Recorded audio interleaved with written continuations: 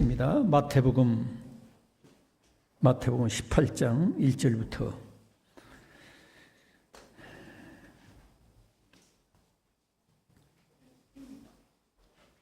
마태복음 18장 1절부터 10절까지 읽겠습니다. 시작. 그때 제자들이 예수께 나와 이르되 천국에서는 누가 크니이까? 예수께서 한 어린아이를 불러 그들 가운데 세우시고 이르시되 진실로 너희에게 이르노니 너희가 돌이켜 어린아이들과 같이 되지 않으면 결단코 천국에 들어가지 못하리라. 그러므로 누구든지 이 어린아이와 같이 자기를 낮추는 사람이 천국에서 큰 자니라. 또 누구든지 내 이름으로 이런 어린아이 하나를 영접하면 곧 나를 영접함이니 누구든지 나를 믿는 이 작은 자 중 하나를 실족하게 하면 차라리 연자 맷돌이 그 목에 달려서 깊은 바다에 빠뜨려지는 것이 나으니라. 실족하게 하는 일들이 있음으로 말미암아 세상에 화가 있도다. 실족하게 하는 일이 없을 수는 없으나 실족하게 하는 그 사람에게는 화가 있도다. 만일 내 손이나 내 발이 너를 범죄하게 하거든 찍어내버리라. 장애인이나 다리 저는 자로 영생에 들어오는 것이 두 손과 두 발을 가지고 영원한 불에 던져지는 것보다 나으니라. 만일 네 눈이 너를 범죄하게 하거든 빼어내버리라. 한 눈으로 영생에 들어가는 것이 두 눈을 가지고 지옥불에 던져지는 것보다 나으니라. 상가 이 작은 자 중에 하나도 없은 여기지 말라. 너에게 말하노니 그들의 천사들이 하늘에서 하늘에 계신 내 아버지 얼굴을 항상 비옵느니라. 아멘. 이 말씀을 통해서 어린아이와 같이 되지 않으면 천국에 갈 수 없다, 이런 제목으로 말씀을 나누겠습니다. 서로 인사를 나누시기 바랍니다. 잘 오셨습니다. 주님의 사랑으로 사랑합니다. 우리가 예수님을 믿고 교회에 나오는 근본적인 최종적인 목적이 무엇입니까? 천국에 가는 거죠, 그죠?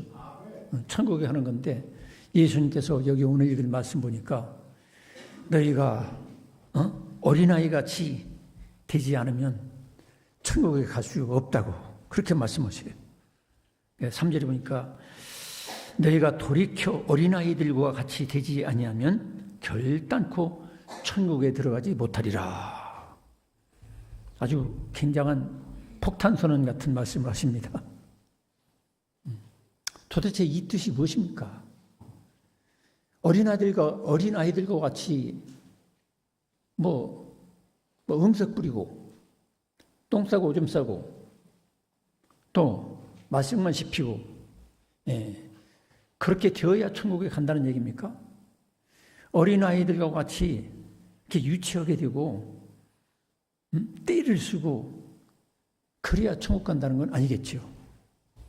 어린아이들과 같은 특성 중에 그 특성을 가지라는 말도 되겠지만, 그렇다고 해서 어린아이들에게 좋은 특성만 있는 것도 아니고 나쁜 특성만 있는 것도 아니고 다 섞였어요. 조금 우리 어른들보다 더 좋은 특성도 물론 있겠죠. 우리는 어린아이들을 천사로 생각하기 쉬워요. 어린아이들을 우상 숭배하듯이 그렇게 생각하기 쉽습니다. 그래서 우리들이 시험 들 때가 있어요. 어린아이들을 보고.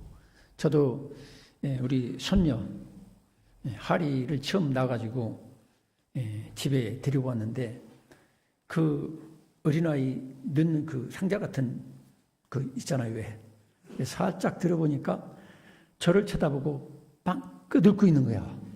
그래서 제가, 야, 우리 가문에 인물 났다. 천사가 나타나는 것 같다. 그런 생각을 했어요. 근데 얼마 못 가서 제가 시험에 들었습니다. 왜냐하면 놀이터에서 조금 놀다가 승강기를 탔는데 더 놀고 싶다고 때를 쓰는데, 얘가 막 승강기에 나자빠지는 거예요. 막 때를 쓰는 거야. 그걸 쳐다보고, 천사는 아니구나. 우리는 종종 어린아이들이 천사인 줄 아는데 그렇지 않습니다. 어린아이들은 무지해 가지고 이쁘다고. 제가 아는 가까운 그런 애가 하나 있는데, 어른이 있는데 지금 50대지만 너무 이쁘다고 남자애가 여자의 코를 물어버렸어요. 평생 코에 흉터가 있는 거야. 그러니까 우리가 어린아이라고 해서 천사도 아니고 우리 어른들하고 커다란 차이는 없어요. 근데 어린아이 같이 되지 않으면 결단코 천국에 갈 수 없다는 얘기가 도대체 무슨 말인지. 그래서 우리들은 어린아이를 존중하고 어린아이들에게 있는 좋은 그 성품 우리가 본받아야 되겠죠. 우리들도 어린아이 과정을 거쳤지만, 그리고 어린아이 같이 되지 않으면 결단코 천국에 갈 수 없다면, 그럼 어린아이 때, 여기서 어린아이는 성경을 여러 학자들이 연구해 본 결과 약간 2살 내지 5살 정도라고 그래요. 2살 내지 5살 정도 어린아이 때 죽으면 다 천국 가게? 그러면 우린 힘들잖아. 천국 가려면. 이미 어른 됐으니까. 이제 돌이켜라고 그랬어요. 여기 성경에 보니까 너희가 돌이켜 어린 아이들과 같이 되지 아니하면 결단코 천국에 들어가지 못하리라. 그렇게 말씀하고 있어요.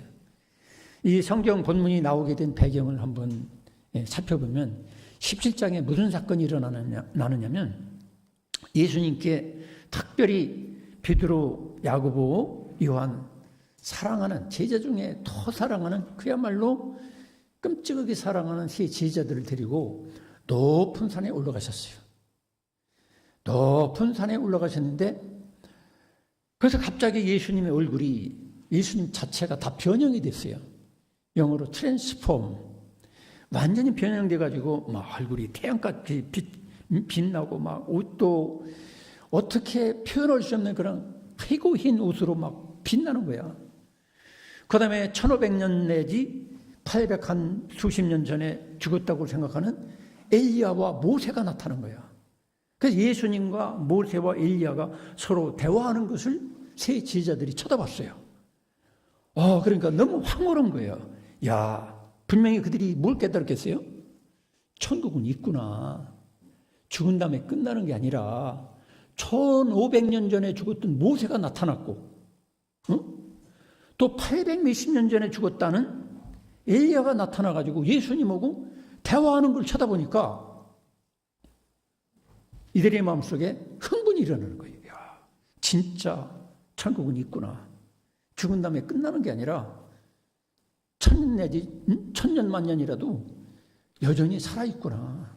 우리 같은 육체가 아니지만 변형된 모습으로 모세도 살아있고 엘리야도 살아있고 또 예수님도 그동안 육체적으로 그렇게 각각 있지만 예수님의 그 변형된 모습을 보니까 야, 예수님이 보통 분이 아니구나. 하나님이구나. 이렇게 깨달았어요. 그 중에 제일 성질이 급한 사람이 누굽니까? 베드로죠. 키즈데이에서 상품 이런 거 하나 딱 줘야 되는데. 우리 강단을 장식하는 우리 장홍인 권사님이 너무너무 센스가 있어요. 여기 어린이 주일이라고 해서 이렇게 병아리를 3마리 갖다 놨는데 얼마나 이쁜지 몰라요. 모자도 이쁜 거 쓰고. 어쨌든 그래가지고 베드로가 성질급하게 막 말을 하는 거야. 주여, 우리가 저 세상 내려갈 것이 아니라 여기다가 집을 3채 집시다. 여기다 삽시다. 막 그렇게 얘기할 거예요. 저 산 아래 내려가면 어려운 일도 있고 질병도 있고 참 살아가기 힘들고, 막 부자는 부자 나름대로 그냥 막 과시하고 돌아다니고 가난한 사람은 가난한 사람 나름대로 힘들고, 그러니까 우리가 저 산 아래로 내려가지 말고 이 높은 산에 초막셋을 짓고 우리 여기서 살았으면 좋겠습니다. 이게 제안했어요. 여러분, 그래서 이 사건 그 후로 이제 나온 것이 바로 18장 내용입니다. 그래서 사람들은 어떤 생각을 했겠어요? 야, 분명히 천국은 있다. 그럼 남은 게 뭐냐? 양이 천국 가서 세상에 밀어놓고 양이 천국 있으면 거기 가서 내가 큰 자가 돼야 되겠다. 높은 자가 돼야 되겠다. 이런 생각을 가지고 있었어요. 그 근거로서 여기 18장 1절에 보니까 제자들이 뭐를 질문하느냐면 18장 1절에 보니까 그때의 제자들이 예수께 나와 이르되, 따라하겠습니다. 천국에서는 누가 크니까? 그렇죠? 누가 큽니까? 천국에서는. 이제 그들의 관심이 어디로 쏠렸어요? 천국에 쏠려 있어요. 그러니까 제자들은 아니 부모도 버리고 자식도 버리고 생업도 버리고 예수님 제자로 따라다녔더니 이제 진짜 천국이 있다는 걸 발견했으니까 문제는 뭐냐? 천국에서 내가 큰 자가 되어야겠다. 이 생각을 한 거예요. 아니, 제자들이 머리가 얼마나 빨리 돌아갑니까? 굉장히 빨리 돌아가죠. 그죠? 그럴 때 이제 예수께서 한 어린아이를 성경을 학적으로 연구한 사람들이 연구해 보니까 2살 아장아장 걸어다닐 때죠. 2살 내지 3살, 4살, 5살 이하의 그 어린아이들이 많은 군중들 앞에 있었을 거야 아마. 그래서 예수께서 한 어린아이를 불러서 이리 오너라 아장아장 걸어오는 거죠. 그들 가운데 세우시고 또 다른 성경은 안으시고 그러면서 설교하시는 거예요. 그래서 3절에 이르시되 진실로 너희에게 이르노니 너희가 돌이켜. 뭐를 돌이키라는 걸까요? 이 성경 본문을 보면 문맥을 보면 그들 속에는 천국에서 큰 자가 되려고는 꿈이 있었어요. 다. 천국에서 큰 자. 그게 무슨 뜻이냐면 마음속에 교만심이 있었어요. 교만. 내가 천국에서 큰 자가 되어야겠다. 내가 12 제자 중에서도 그렇고 이 수많은 군중 수만 명 중에서도 그렇고 내가 난 생업을 버렸잖아. 내 초자를 버리고 예수님 따라왔잖아. 이왕이 세상에 미련이 없으니까 천국에서 큰 자 되는 게 최고 아니야? 그러니까 서로가 큰 자가 되려고는 마음이 있었어요. 그것도 그 근거로서 여기 18장 이제 끝절에 보면 끝에 좀 되면은 그런 그 사건도 있었어요. 이제 예수님께서 이 사건이 벌어진 것은 십자가 지려고 이렇게 출발하기 전에 나온 사건이죠. 18장이 아니라 20장 20절에 보니까 뭐라고 나오냐면 마태복음 20장 20절에 보니까 그때 세베대의 아들의 어머니가 그 아들들을 데리고 예수께 와서 절하며 무엇을 구하니? 무엇을 구한다. 이것은 뭐냐면 21절에 보면 예수께서 이르시되 무엇을 원하느냐? 이르되 나의 이 2 아들을 주의 나라에서 하나는 주의 우편에 하나는 주의 좌편에 앉게 명하소서. 어머니까지 로비 활동을 한 거야. 천국이 분명히 있으니까 이제 그 나라가 오면 천국이 오면 하나님 나라가 오면 내 아들을 우의정 좌의정 국가 제도로 본다면 뭐 총리 뭐 군대로 보면 뭐 총사령관 뭐 이런 식으로 앉혀달라는 거야. 이런 문맥이 흐르고 있어요. 자, 우리가 여기서 돌이키라는 건 뭘까요? 그러니까 결론적으로 돌이키라는 건 서로 높아지려고 하는 그 교만을 버려라. 그리고 이 어린아이 같이 겸손해라. 할렐루야. 여러분, 그러나 우리가 교회 나오면서도 교회 문제의 원인 중에 한 가지가 뭡니까? 교회에서도 누가 크냐? 누가 높으냐?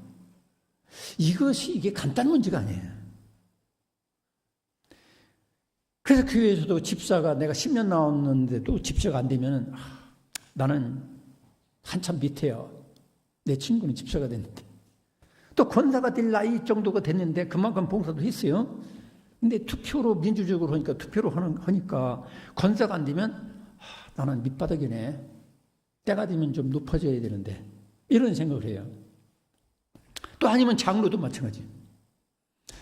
아니 내가 이 교회를 위해서 수억 헌금을 했고 내가 굳은 일은 다 했는데 내 중고등학교 때부터 나왔는데 이 정도면 내가 장로가 돼야지.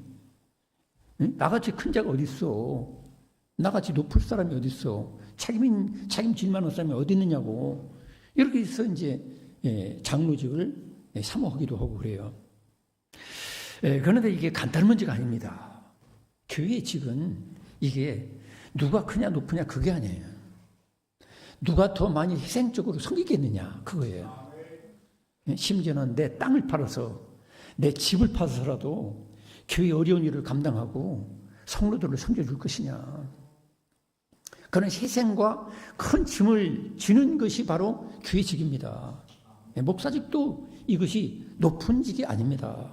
목사직도 하루 24시간 묵상하고 성도들을 말씀으로 어떻게 하면 섬겨줘서 말씀을 잘 먹여가지고 건강한 영혼들 되고 예수님 제자가 되고 천국에 넉넉히 들어갈 사람이 되게 해줄 수 있겠는가? 이게 사실 이게 큰 문제잖아요. 이게 쉬운 일이 아니에요. 그래서 교회는 누가 높으냐, 누가 크냐 이런 마음을 먹으면 천국에 상관이 없어요. 그러니까 여러분들이 그걸 명심하셔야 돼요. 교회에서 내가 장로라고 해서 막 큰 소리 치고 내 마음대로 하려고 그러고 내가 권사라고 해서 밥 한 그릇 더 먹고 막 이렇게 존경받고 그것과 전혀 상관이 없어요. 그런 마음보를 가지고 교회 와서 뭐 직분을 감당하려고 그러고 뭐 간섭하고 뭐 감시하고 이런 사람들은 미안하지만 절대로 천국에 들어가지 못한다는 얘기예요. 이렇게 생각하니까 여러분 깜짝 놀라겠죠? 분명히 그렇습니다. 그래서 여기 보니까 어린아이 같이 겸손하게 자기를 낮추는 사람.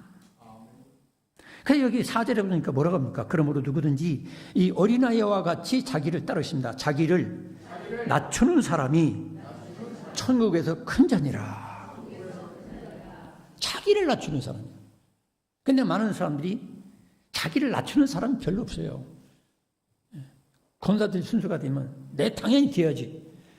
조금 내가 무슨 평가가 내가 생각하는 것과 다르게 나타나면 그것 때문에 원한을 품어요. 상처를 받아. 근데 사실은 권사가 될 순서가 됐어도 여기 성경 본문대로 한다면 나 권사 안 하겠습니다. 저는 직분 없어도 충분히 저는 이 교회에 위해서 희생하겠습니다. 어머니 노릇하고 새벽기도 하고 철야기도 하고 금식기도 하고 내가 그렇게 하겠습니다. 이런 사람들이 나와야 되거든. 또 장로도 마찬가지예요. 목사님, 저는 장로직 안 해도 됩니다. 저는 평신도로서 집사직을 가지고 있어도 저는 목숨 다 주님께 바치겠습니다. 교회를 위해서 목숨까지 바쳐서 충성하겠습니다. 이런 사람들이 많이 나와야 돼요. 우리 교회 장로님들은 다 이 중심은 이렇게 된 줄로 믿습니다. 아니면 저렇게 작은 것 같아요. 권사님들도 다 이렇게 다 된 줄로 믿습니다. 이렇게 돼야 돼요. 그렇지 않냐고 그러면 그렇지. 교인들이 알아주네. 목사도 알아주네 나를. 이렇게 하면 그때부터 문제가 터지는 거야. 그때부터 목소리가 커지고 내 마음대로 하려고 그러는 거야. 또 다 감시하고 뭔가 제의가 있나 뭐 잘못하나 이거 다 쳐다봐가지고 안 되면 막 호통치고 책망하고 이의 제기하고 막 문제를 일으키고 비난하고 비판하고 막 이렇게 되는 거야. 그래서 교회마다 다 이런 문제 때문에 시끄러워지는 거야. 내가 큰 자다 생각하는 마음을 가지고. 그런데 나를 여기 성경 본문대로 돌이켜서 자기를 스스로 낮추는 거예요. 여러분, 이게 쉬운 일입니까? 쉬운 일이 아니에요.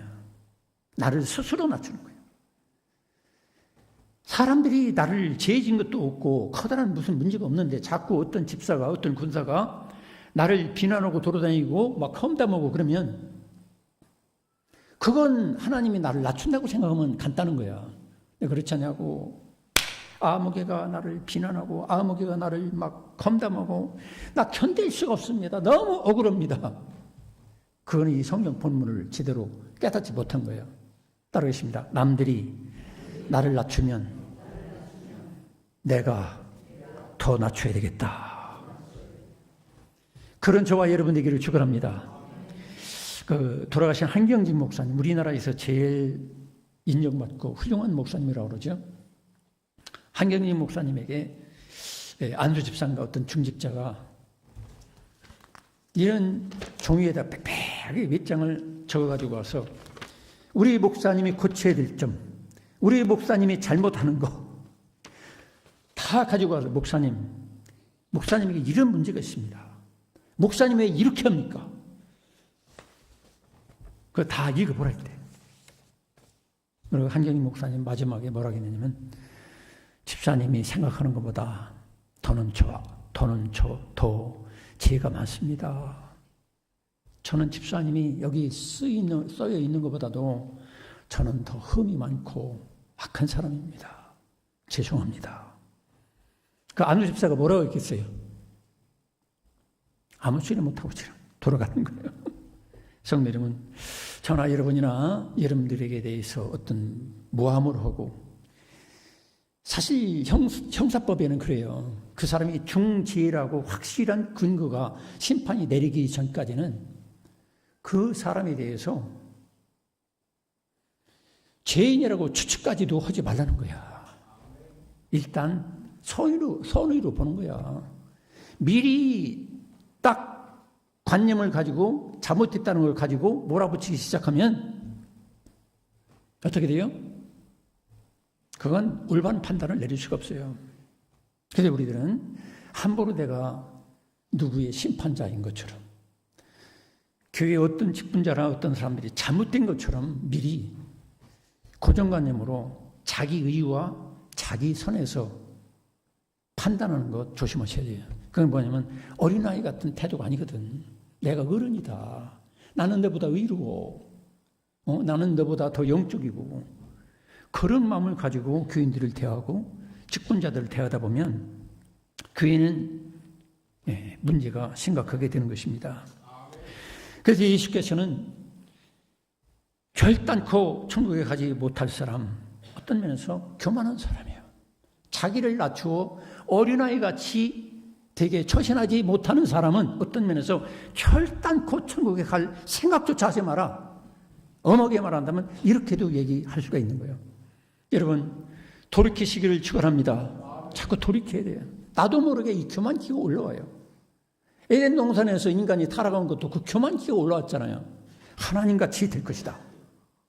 내가 하나님의 계명을 어기고라도 나를 속삭이는 사탄의 소리 듣고 내가 하나님 말씀을 거역하고라도 내가 하나님과 같이 동등되게 내가 처신해야 되겠다. 그러다 보니까 죄를 범하게 된 거죠. 그 모든 성경 역사를 다 보면 교만과 무관한 죄는 없어요. 그렇기 때문에 우리들은 이 교만을 낮춰야 되는 거예요. 좋은 의도에서도 여기 예수님의 제자들 어찌 보면 기특한 생각이죠. 천국에서 큰 자가 되겠다. 이런 생각하는 거 너무 기특한 거예요. 생각이 나름이죠. 그죠? 그런데 예수님께서는 그들에게 말씀하십니다. 한 어린아이를 불러다가 세우고서 너희가 돌이켜 어린아이들과 같이 되지 않으면 결단코 천국에 들어가지 못하리라. 그래서 이 어린아이와 같이 되는 게 도대체 뭐냐? 인간적으로 본다면 예수님같이 되는 거예요. 어떤 면에서 마음을 따르신다. 그리스도 예수의 마음을 품으라. 그래서 예수의 마음이 뭐예요? 빌립보서 2장에 얘기하는 대로 따르십니다. 죽기까지 자기를 낮추어. 죽기까지 자기를 낮추는 것이 겸손이거든요. 그래서 어린아이같이 되지 않으면 이건 뭐냐면 돌이켜서 예수님과 같이 자기를 낮추는 자. 예수님 모습 보면 우리가 겸손이 뭔지를 알잖아요. 예수님은 아무 죄가 없어요. 예수님은 하나님이십니다. 그런데도 불구하고 사랑으로, 우리를 사랑으로 우리 죄의 짐을 대신 져주시려고 십자가에 자기를 낮춰서 죽기까지 하셨어요. 억울한 게 있어요.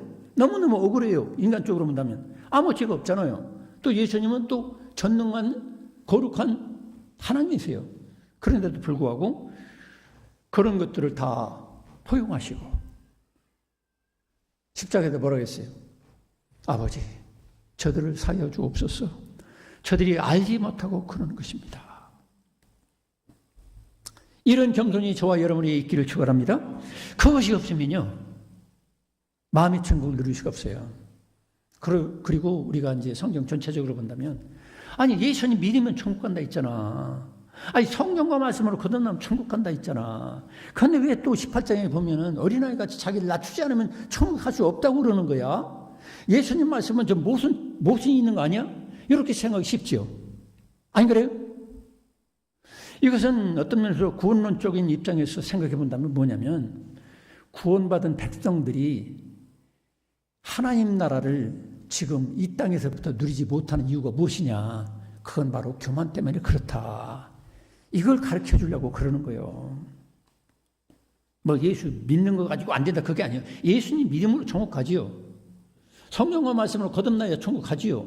그러면서도 여기서 말하고자 하는 것은 너희들이 진정으로 거듭난 사람이고 천국을 너희들이 알고 이미 천국의 맛을 봤잖아. 그 높은 산에서. 그렇다면 너희들이 돌이켜 어린아이같이 낮춰라. 그러면 너희들이 하나님 나라를 누리는 거야. 지금부터 천국을 사는 거야. 할렐루야. 여러분, 가정에서도 그렇잖아요. 가정에서도 부부지간에 자꾸 자기 말만 주장하고 고집 부리고 자기 어떤 입장에서만 얘기하면 부부지간에 어떤 면에서 천국을 살지 못하잖아요. 서로 용납하고 사랑하고 섬겨주고 그렇게 해야 천국이 사라지는 거예요. 그게 어느 공동체도 마찬가지예요. 교회도 마찬가지예요. 교회도 내 주장, 내 소리, 내 목소리 그게 아무리 거룩하고 대단한 것 같아도 그거 가지고 자꾸 그러면 인간 관계 속에서는 하나님 나라가 없는 거예요. 천국을 누리지 못하는 거예요. 천국이라고 하니까 우리는 죽어서 가는 천국만 자꾸 생각하는데 그건 그 어림이 떡이 될 수가 있어요. 지금 현세적인 입장에서 예수님 그 안에서 그 겸손을 가지고 상대방을 섬겨주고 사랑하고 용납하고 그런 가운데 인간관계가 주님과 나와의 관계처럼 은혜스럽게 어린아이같이 젖된 어린아이같이 시편 131편인가요? 거기서도 그런 얘기가 나오잖아요. 젖된 어린아이같이 그런 서로 순수하고 맑고 정죄하지 않고 비판하지 않고 서로 용납하고 그 사랑을 누려야 그게 천국이거든요. 현재 존재하는 현존하는 천국은 그거예요. 성경에서 말하는 것은 핵심이 죽어서 가는 천국만 있는 게 아니에요. 그거보다도 더 중요한 건 뭐냐면 현존하는 천국. 더 킹덤 오브 갓. 하나님이 주권으로 하나님이 내 마음에도 살아있고 내 마음에도 살아있고 그래서 하나님의 사랑과 겸손과 그 용납과 그 폭을 가지고 교제하고 대화하고 그것이 바로 현존하는 천국이라는 거예요. 많은 사람들이 현존하는 천국을 잃어버리고 누리지도 못하고 살다가 죽은 다음에 천국 가는 것만 생각하기 쉬워요. 아마 그런 사람들은 죽었다 깨나 보니까 천국인 줄 알았더니 여기가 어디야? 그런 사람들이 많이 있을 수가 있어요. 여러분 이왕이면 영원한 천국도 가지만 여러분의 가정에서도 천국을 누리시기 바랍니다. 부부지간도 서로 존중하는 거예요. 존중. 우리 집사람이 고관절 때문에 제가 이제 설거지도 하고 또 심부름도 하고 그러니까 우리 집사람이 시키지 않는 일도 내가 오바해서 더 막 해주려고 그러니까 당신 변한 거 아니야? 그러는 거예요. 여러분 고관절이 골절되기 전에 이왕이면 여러분들이 건강할 때도 서로 섬길 수 있기를 축원합니다. 그게 더 좋지. 거의 한 달 해보니까 내가 더 잘 섬겼어야 되는데. 성도 여러분, 가정에서 천국을 누리시기 바랍니다. 가정에서 천국을 누려야 되는데 오늘날 돈이 문제가 아니잖아요. 얼마 전에도 국가에서 300만 원씩 월 300만 원씩 보조해 줬는데 이 애기 엄마가 엉뚱한 데 가서 놀고 있고 방 치우고 제대로 먹이지 못해서 해골처럼 돼가지고 죽었잖아요. 돈이 문제가 아니야. 우리 마음속에 정말로 부모가 아들, 딸을 사랑하고 또 아들, 딸은 부모님을 공경하고 또 이번에는 또 며칠 전에 또 휴대폰 여러분 조심하셔야 돼요. 휴대폰인가 뭐로 어린애 8개월짜리를 머리를 때려가지고 죽었어요. 참 이렇게 얘기하니까 애견마들이 목사님 설마 그런 애견마가 어디 있겠습니까? 근데 요즘 그런 것들이 가끔 터지잖아요. 부모가 부모 노릇을 못하고 이런 세상을 살고 있어요. 참 충격적이죠. 여러분 먼저 가정에서부터 천국을 누리시기 바랍니다. 하나님 나라를 가정에서부터 누려야 되고 또 우리가 사회에 나가서 막 큰소리 치지 말고 그거보다도 내 가정에서 나와 아내와 아들, 딸과 정말로 천국을 누리느냐 지금 현재 그것도 못하면서 사회에 나가서 막 으쌰으쌰하고 맨날 엉뚱한 짓 하는 거죠. 밑 빠진 독이죠. 교회 와서 또 마찬가지야. 교회 나와서 누가 크냐, 누가 높으냐, 내 목소리가 관철돼야 될 텐데 그거 다 내려놔야 돼요. 하나님은 전능하십니다. 믿습니까? 내 뜻대로 마시고 아버지 뜻대로 되게 하옵소서 기도하시기를 축원합니다. 이게 겸손 아닙니까? 솔로몬도 원래는 그 하나님 높여주고 축복받았을 때는 그가 겸손했어요. 열왕기상 3장 7절에 보면 솔로몬이 하나님께서 물어보셨어요. 내가 너에게 뭐를 해주랴? 그러니까 솔로몬이 따르십니다. 저는 출입할 줄도 모르는 작은 아이입니다. 작은 아이라 했어요. 이렇게 겸손함이 이런 복을 받고 존경받고 하나님이 물붓듯이 부어주시는데 아직도 우리들은 그 교만한 끼가 자꾸 흘러. 이 지성.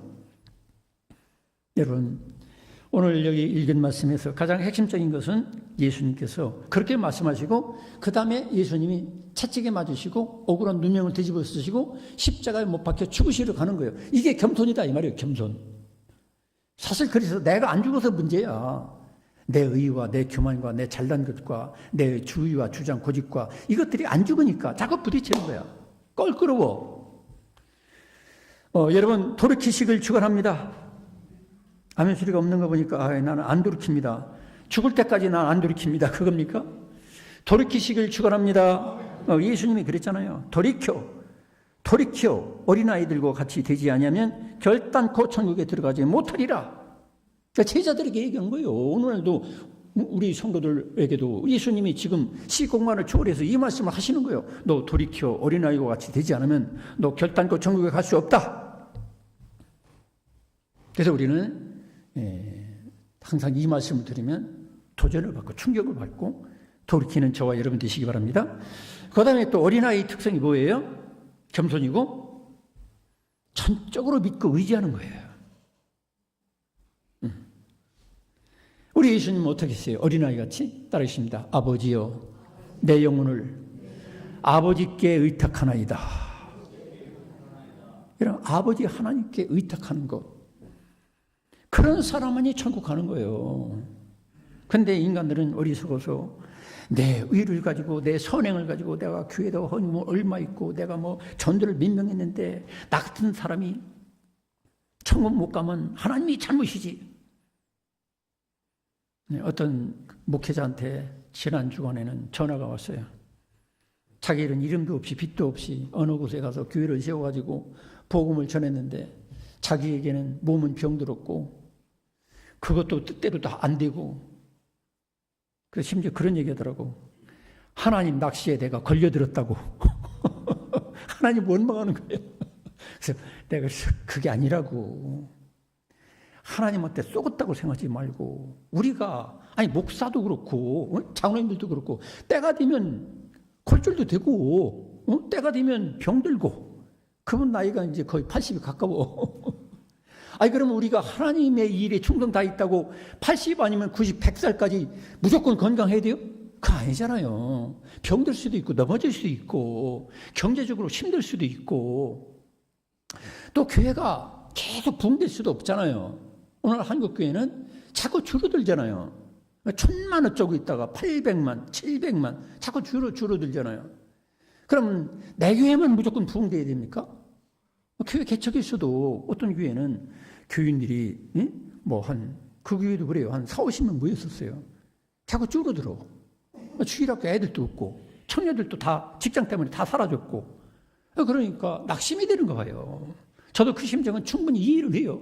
그렇지만 하나님 앞에 썩은 건 아니에요. 하나님 낚싯밥에 걸려가지고 우리가 이렇게 목사가 되고 뭐가 되고 그런 게 아니라 이 말이에요. 여러분 우리가 구원 얻고 천국을 누리는 것은 모든 것을 하나님께 의탁하는 것을 믿으시기 바랍니다. 하나님께 의탁하는 거예요. 여러분 교회 부흥도 목사가 열심히 낸다고 되는 것도 아니고 장로님들이 그냥 막 버스킹 같은 거 해가지고 막 맨날 그런다고 해서 부흥되는 게 아니에요. 물론 그 열심도 가져야 되겠지만 하나님이 허락하셔야 되는 거예요. 교회 부흥도 하나님께 의탁하시기 바랍니다. 여러분 자녀 문제, 교회 문제 이런 것도 궁극적으로는 하나님께 의탁해야 돼. 내 힘으로 내 판단으로 다 모든 걸 해버리려고 하면은 내가 힘들고 그분처럼 낙심하게 되는 거야. 여러분, 그분을 내가 비하하는 거 아닙니다. 비난하는 게 아니고, 인간은 목사도 그렇고 어떤 사람도 이렇게 마음이 약해질 때가 와요. 엘리야도 약해질 때가 왔었잖아요. 그 능력의 정도. 그러니까 여러분들이 그런 사람 보고 비난할 건 아니고, 우리를 또 그렇게 약하게 될지라도 내 구원과 천국의 문제는, 교회의 문제는 궁극적으로 하나님께 전적으로 의지하시기 바랍니다. 저는 허리심도 80도 30대와는 달라요. 그래도 저는 힘이 세다고 스스로 자만합니다. 손녀가 오면 무조건 안아줘. 안아주니까 나를 좋아해요. 왜? 끄떡이면 나보고 그래요. 아버지 안아줘.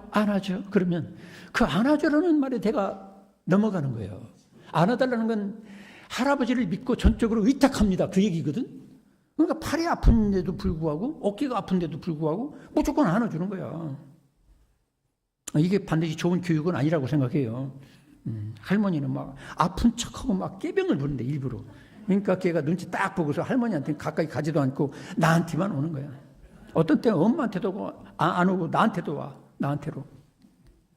여러분, 인간은 그래요. 어린아이가 전적으로 의지하고 품에 안기려고 하면은 어른들의 마음은 기쁜 거예요. 그래도 나를 믿고 신뢰하고 나한테 안기려고 그러는구나. 아이고 이쁜 거 귀여운 거 이러잖아요. 하나님 아버지의 마음도 똑같은 거예요. 하나님 아버지께서도 내가 뭐 내 잘난 거 가지고 내 뭐를 하려고 막 발버둥 치는 거, 이것도 어떻게 보면 그게 교만과 연결이 되는 거야. 근데 우리가 구원 얻는 것은 100% 전적으로 하나님만 의존하고 의지해야만 구원을 받을 수가 있어요. 믿습니까? 그걸 우리가 잊지 말아야 된다는 거예요. 3살 내지 5살짜리가 100% 하나님만, 부모님만 의지하고 안기려고 하는 것처럼 우리들의 영혼 구원도 마찬가지예요. 내 선행으로가 아니라 100% 하나님 품에 안겨가지고 그분만 의지하고 그분께만 순종하고 살 때 우리가 구원을 얻고 천국에 넉넉히 들어갈 수가 있다는 거예요. 마지막으로 순수하고 깨끗한 마음과 태도로 하나님 말씀을 받아들이고 순종하는 거죠. 여러분, 어린아이들이 엄마 젖을 사모하잖아요. 요즘엔 뭐 다 이유식하고 뭐 이렇게 우유를 먹이지만 이때 당시 2000년 전 생각해 보세요. 그때 뭐 특별한 이유식이 없잖아요. 3살, 4살짜리도 오로지 엄마 품에 안겨가지고 엄마 젖을 빨기를 사모하고 그런 것처럼 오늘날 우리가 구원 얻는 것도 마찬가지예요. 순수한 마음으로 하나님 말씀을 그대로 받아들이는 거야. 가감하지 않고. 근데 예수님 당시에 서기관 바리새인들은 그들이 신학적으로 성경적으로 더 똑똑하고 의롭다고 생각해서 예수님이 전하는 말씀을 배척했어요. 거역하고 하나님 못 오건다고 막 비난하고. 그런데 나머지 백성들은 순수하게 어린아이같이 예수님 말씀을 그대로 받아들였어요. 오늘날도 구원 얻는 길, 천국 가는 길 따로 없어요. 예수님의 말씀을 어린아이같이 깨끗한 영양이 담뿍 들은 엄마 젖을 빨듯이 100% 믿음으로 내가 받아들일 때 그 말씀이 여러분의 영혼이 양식이 되고 에너지가 되고 자양분이 돼가지고 자라고 천국에도 넉넉히 들어갈 것을 여러분 믿으시기 바랍니다. 그래서 우리들은 천국에 결단코 들어가지 못하는 사람이 아니라 천국에 결단코 들어갈 수 있는 저와 여러분 되기를 축원합니다. 기도하겠습니다. 하나님 아버지, 예수님은 제자들 중에서도 천국에서 누가 크냐, 누가 좋은 자리에 앉느냐, 누가 좋은 직분을 받느냐, 그에 대해서 관심이 높아졌을 때 그들은 결코 하나님 아버지를 위해서 고난을 받고 십자가 지고 죽기까지 희생하는 것은 생각하지도 못하면서 예수님이 고난당할 땐 다 도망치면서도 그들은 천국에서 누가 크냐, 누가 더 좋은 자리에 앉느냐, 이 욕심으로 가득했을 때 예수님은 결단코 돌이켜 어린아이와 같이 겸손하지 않으면, 천적으로 의지하지 않으면, 예수님 말씀을 그대로 믿지 않으면 결단코 천국에 갈 수 없다고 예수님 말씀하신 대로 오늘날 우리들의 마음속에도 그때나 지금이나 인간의 원죄와 지성 때문에 교만기가 우리 모두에게 종종 흐르고 또 넘칠 때가 있습니다.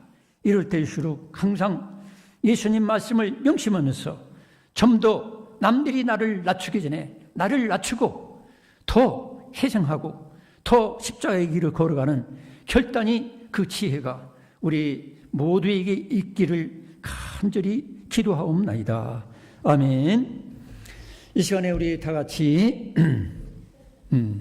찬송을 부르기 전에